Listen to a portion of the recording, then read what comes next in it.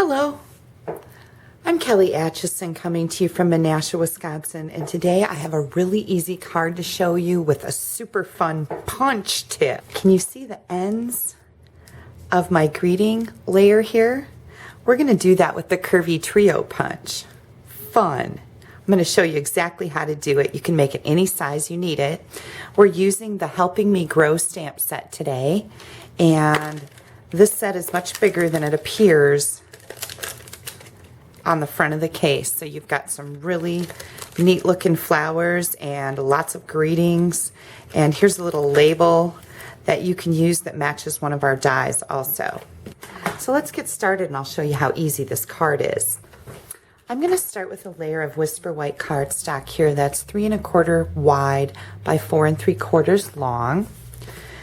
And this is what we're going to use to stamp our flowers on. Now this is a really big set of flowers, so I've got it on my biggest block, and I like to lay them down like this and ink them up this way because you can see what's going on and make sure that you're getting ink on the whole thing. Oops. And then I'm going to stamp this right on my layer. Perfect. And you'll notice I'm using one of our piercing mats. I just have it covered with paper. These work really well with our photopolymer stamps. Those are the clear ones. They need this cushion to stamp on. So if you're having problems with your photopolymer stamps not stamping well on a hard surface, you need to use something with a little cushion. Try one of our piercing mats.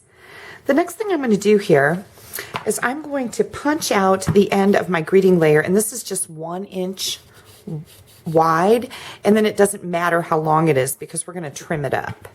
So I'm going to place this in the, I like to call these the watermelon seeds, but in the area of the scallop corner.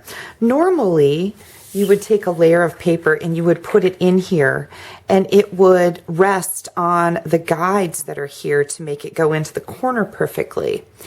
So in order to do a smaller layer, I'm going to take it and put it in my punch and make sure that it is all the way to the end this way, and then it's resting against that side guide in there. You want to remember when you're using this punch that has 3 different images on it that you punch in the middle of it. You don't try to push on the side that you're using. It won't work right like that.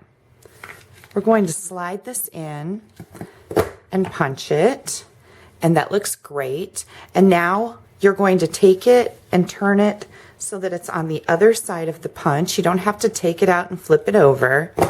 I've seen people doing that. It's not necessary, and this is what you get. It's perfect. Now, the next thing I learned is that we're going to stamp our greeting on there.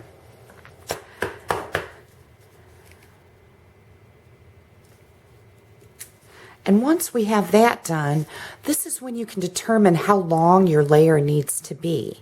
So you're going to take a ruler or your paper cutter, and you're going to measure from the end of your greeting to the end of where your scallop starts. And what I've got here is about 2.5 inches. So now I need to add a 1/2 inch to that to put the punch on the other end of this layer. So I am going to cut this off at a little bit more than 3 inches. So you've got this plus a 1/2 inch. And now we're going to punch the other end. And again, make sure you've got it all the way in this way and leaning up against the border that's in there. And once we have that side punched, we're just going to push it over to the other side and punch that. And you have the perfect size with the punch outs on both ends. Pretty neat, huh? I saw this originally on my friend Connie Stewart's website, and she said she got it from a friend of hers. So I love the way that stampers share everything. Now, what I've got here, I'm going to put a layer behind my much appreciated, and I've got 1 1/4 inch circles. So I punched 2 of those out of black. And I'm just going to put a little dab of glue right in the center here.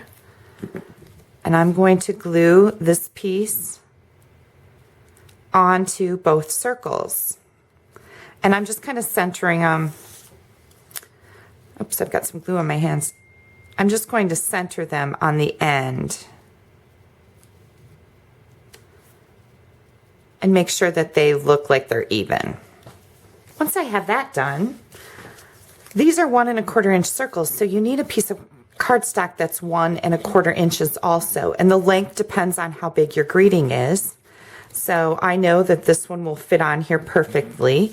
And again, I like to lay things down and see what's going on with them from the front. So I like to glue things on like this. I'm going to bring this down here and make sure that's even. Now you have a perfect border for your punched layer. Let's pop some dimensionals on there. We're going to pop this up a little bit. And now I'm going to put my card together. I am using the Everyday Chic Designer Series paper. This is a whole Designer Series set that's all black and white. And here are all the beautiful patterns that you get. This is one of my favorite. I think it's just so funky. And you've got some little hearts here. This is a great set of black and white paper. And of course, it's all double-sided, so you can use it any way you want. I'm going to adhere my layer down, and I'm going to tilt this just a little bit because I think that's just something different. It's kind of funky. The other thing that I'm going to do here is I'm going to add just a little bit more interest. I've got some doilies. These are our white tea lace paper doilies, and I've just cut them into 4s. So I cut them in half and then in half again. And I'm going to add this to the back of this layer, just like that. So we're going to put some glue on here. And again, I like to come in from the front, see what's going on with things. I'm going to add that right in here like this. Take my paper snips and trim this end off. This is such a simple little card. Add my much appreciated.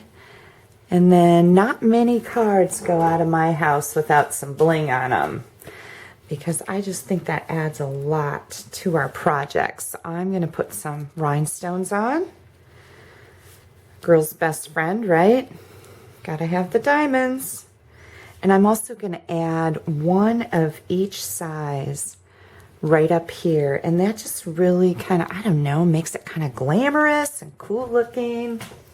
Here's the one that I made out of some different designer paper. And you can see these little triangles are really cute.